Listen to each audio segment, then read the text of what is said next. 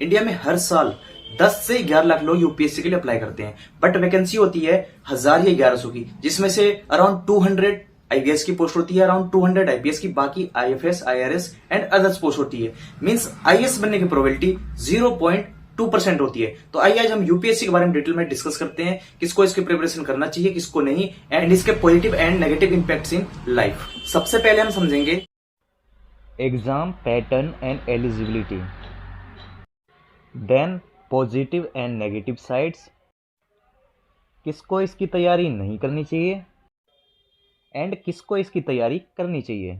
चलिए हम exam pattern समझते हैं। सबसे पहले प्रीलिम्स क्लियर करना होता है, जिसे हम एंट्रेंस एग्जाम भी कहते हैं। उसके बाद मेंस क्लियर करना होता है, उसके बाद इंटरव्यू क्रैक करना होता है।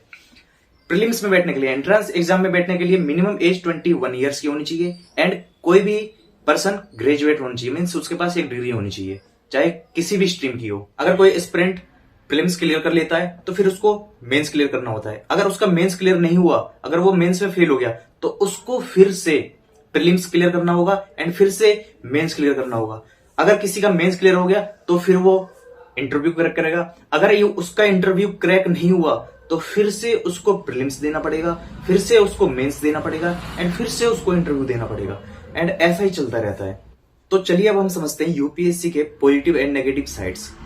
जैसा कि मैं ऑलरेडी बता चुका हूं कि आईएएस तो सिर्फ 200 ही बनेंगे एंड यूपीएससी में टोटल वैकेंसी ही 1000 की होती है या अराउंड 1100 की होती है।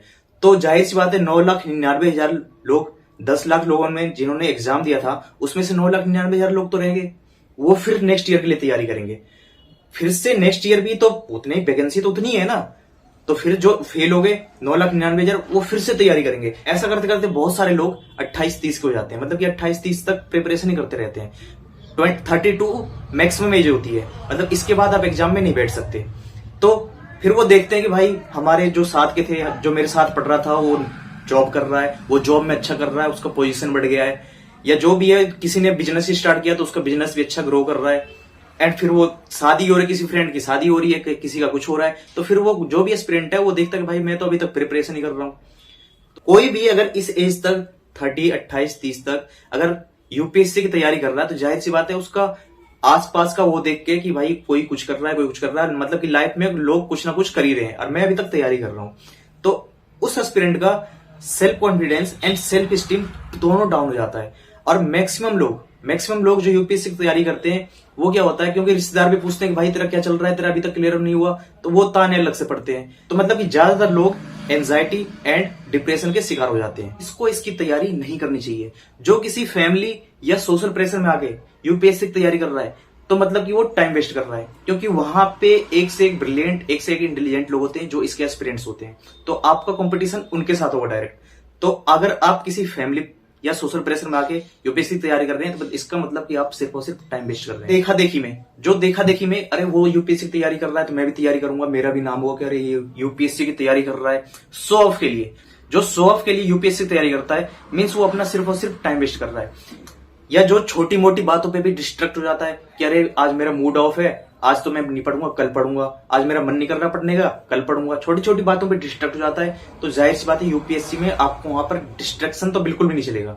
वहां पर आपको बिल्कुल ही कॉन्सेंट्रेशन के साथ पढ़ना पड़ेगा। मुझे इतने घंटे पढ़ना है, इतना ये आज ये पढ़ना है, कल ये पढ़ना है, ऐसे टाइम टेबल बना के करना होता है, सब कुछ तैयारी करनी होती है। तो जो छोटी मोटी बातों पे भी डिस्ट्रैक्ट हो जाता है तो जाहिर सी बात है वो अपना टाइम वेस्ट करेगा। जो सिर्फ ड्रीम देखना जानता हूं बट उस ड्रीम के लिए मेहनत न करना जानता हूं, उस ड्रीम को अचीव करने के लिए, फुलफिल करने के लिए मेहनत न करना जानता हूं, वो इसकी तैयारी बिल्कुल भी ना करे, क्योंकि आपका कंपटीशन डायरेक्ट वहां पर बहुत सारे ऐसे हैं, बहुत सारे एस्पिरेंट्स ऐसे होते हैं जो अपने एकेडमिक कॉलेज में अच्छा कर चुके हैं। जरूरी नहीं है जो अच्छा करते हैं वो यूपीएससी में अच्छा करते हैं, लेकिन उनका कॉन्सेंट्रेशन, उनके अंदर ब्रिलियंसी होती है, उनके अंदर टाइम टेबल कि भाई मुझे करना है तो मुझे करना है।